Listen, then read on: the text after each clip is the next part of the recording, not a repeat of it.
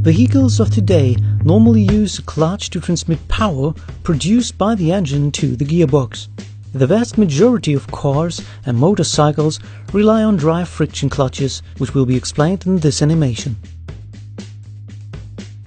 One of its components is the flywheel. The flywheel is connected to the engine through the crankshaft.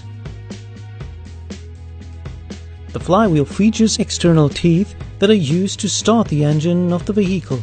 When the car key is turned, the engine is started with the help of a pinion and the battery. After a small amount of time, the engine runs on fuel.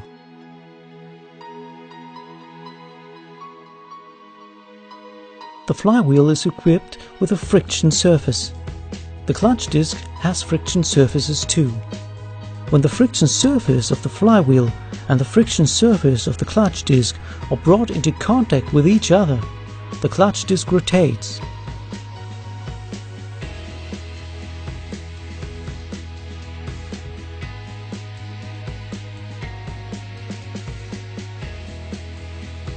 The clutch disc is made of several components, of which the important ones are the hub, which is riveted to the disc with a cover plate, and the friction material installed on both sides. In the past, friction material was made of asbestos and other harmful substances.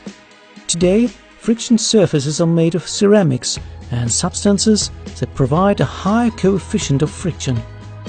In general, cars for daily use are equipped with clutches that feature springs to damper shatter, to achieve an easy operation and to reduce the impact to the gearbox at the engagement.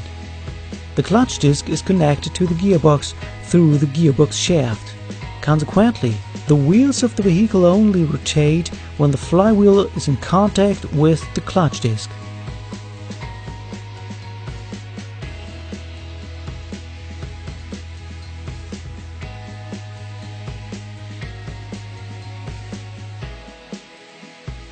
The pressure plate is needed for engaging and disengaging the clutch disc. The pressure plate is riveted to the flywheel.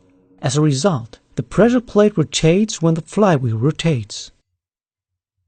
Let's take a closer look in order to see what happens in this important component. A clutch release bearing is positioned in front of a diaphragm spring.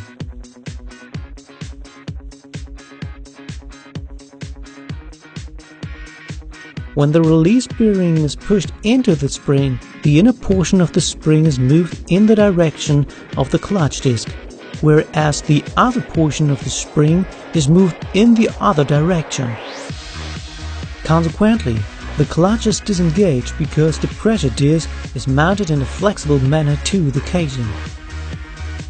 So, the clutch disc can be locked between the flywheel and the pressure plate when the release bearing is released, and it can be released when the bearing is pushed into the diaphragm spring. The mechanical energy produced by the engine is transmitted to the gearbox when the clutch release bearing is released and the clutch disc is engaged.